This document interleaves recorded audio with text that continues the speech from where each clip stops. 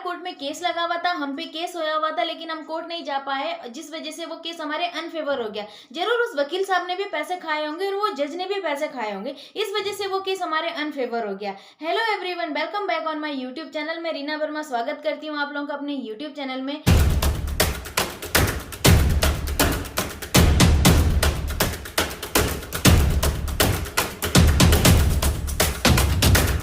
आप लोगों ने देख ही लिया होगा कि मैं किस बारे में बात करना चाहती हूँ। आज का जो मेरा टॉपिक है वो कुछ ऐसी बातों को लेकर के है जो कई बार आप लोगों ने अक्सर सुना होगा लोगों के मुंह से। जैसे कोई भी व्यक्ति है अपना वाद लेकर के कोर्ट में जाता है और किसी के खिलाफ मुकदमा दर्ज कराता है, उसके बाद अपोजिट पार्टी जो होती है वो जानती है कि हमारे खिलाफ केस दर्ज हुआ है और वो कोर्ट में नहीं जाते हैं। जैसे कि कई बार मैं एक उदाहरण देना चाहती हूँ। एक फीमेल मेरी जानने वाली थी लेडी, 2-3 साल पहले की बात है, वो मुझसे मिली थी। तो उनका कहना था कि वो एक डिवोर्सी हैं और उनके हस्बैंड ने उनको डिवोर्स दे दिया है। मैंने उनसे कहा कि डिवोर्स अगर दिया है तो क्या आपको कुछ एलिमनी या फिर कोई मेंटेनेंस वगैरह मिलता है या मिला है?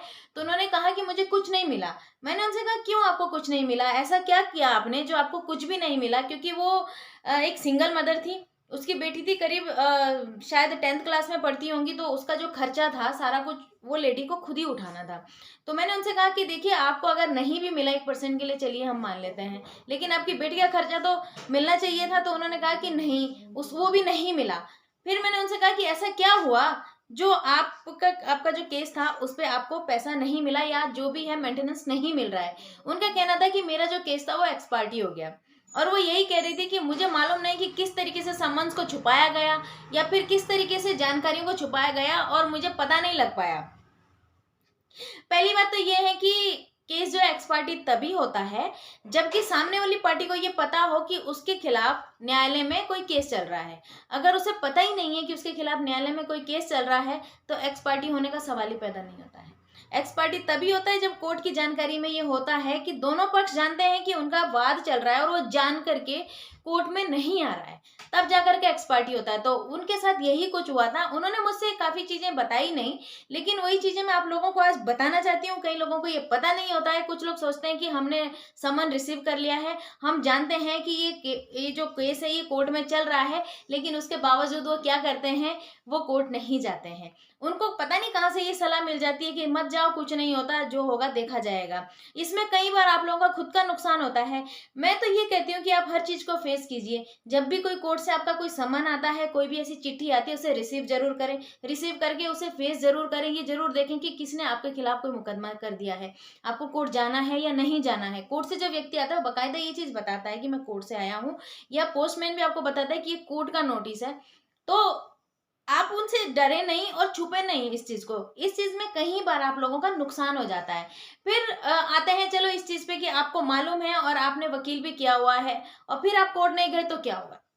देखिए, अगर आपने वकील किया हुआ है तो आपके जो वकील साहब हैं वो बहुत अच्छे से आपके केस को हैंडल करेंगे। अगर आप किसी दिन किसी कारण से नहीं जा पाते हैं कोर्ट में तो वो आपकी एक हाजिरी माफी कोर्ट में लगा देते हैं, जिससे कि कोर्ट आपको अगली डेट दे देते हैं। तो वकील करने से आपको बहुत सारा फायदा हो जाता है। लेकिन कुछ लोग चाहते हैं कि हम वकील भी ना करें, हम कोर्ट भी ना जाएं और जो केस जिसने किया हुआ है उसे झेलने तो जैसा झेलना है। उसके बाद होता क्या है कि आप लोगों को लगता है कि मैं सामने वाले को जितना परेशान करूं कर सकता हूं, लेकिन उसमें आप ही का नुकसान है। आप नहीं जाएंगे, फेस नहीं करेंगे तो आपके खिलाफ वो चीज चली जाएगी। फिर आप बाद में कहेंगे कि हमें तो सुना ही नहीं गया, हमें तो पता ही नहीं था, हमें तो जानकारी नहीं थी, हम तो जी अनजान है। तो उसी के लिए तो आप लोग, अगर आप अनजान है तो उसके लिए आप फेस तो करें उस चीजों को, तभी तो आपको वकील साहब बताएंगे कि आपने इसमें क्या करना है और क्या नहीं करना है। अब एप्लीकेशन पे भी थोड़ा सा आ जाते हैं कि आप हर बार एप्लीकेशन भी नहीं दे सकते कि आपने आज नहीं जा पाए, आज आपने अपने वकील के थ्रू दिलवा दी, कल नहीं जा पाए, फिर नेक्स्ट डेट पे नहीं जा पाए, अगली बार नहीं जा पाए। तो आप बार बार ये चीजें दे रहे हैं और लगातार एप्लीकेशंस दे रहे हैं। उसमें भी एक टाइम ऐसा आता है जो आपके सारे मौके खत्म कर दिए जाएंगे, उस समय भी आपके अगेंस्ट चीजें चली जाती है।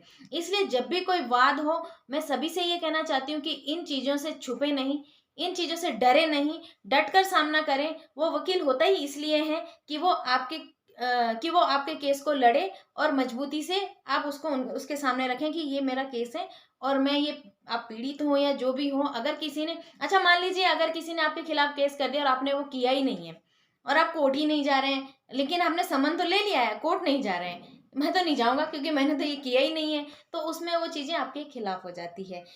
कोर्ट में जो भी केस होता है उसका जवाब देने के लिए आपको वहाँ खड़े होना पड़ेगा। कोर्ट कभी भी एक पक्षीय फैसला नहीं सुनाती है। कोर्ट एक पक्षीय फैसला तब सुनाएगी जब आप ये जानते हुए कि आपके खिलाफ कोई केस है और फिर आपने कोई भी वकील खड़ा नहीं किया है और आप कोर्ट एक बार भी नहीं गए, तब जाकर के वो एक्स पार्टी होता है, वरना नहीं होता है। आपको सुने बिना कभी भी कोर्ट नहीं कहेगी कि फैसला जो है दूसरे पार्टी के हक में हो जाए। तो इसलिए उन चीज़ों को फेस करें, कोर्ट जाएँ और जो भी आप पे आरोप लगे हैं उसका जवाब ज़रूर दें। आज के लिए सिर्फ इतना ही, फिर आएँगे किसी और टॉपिक पे बात करने के लिए। Thank you so much.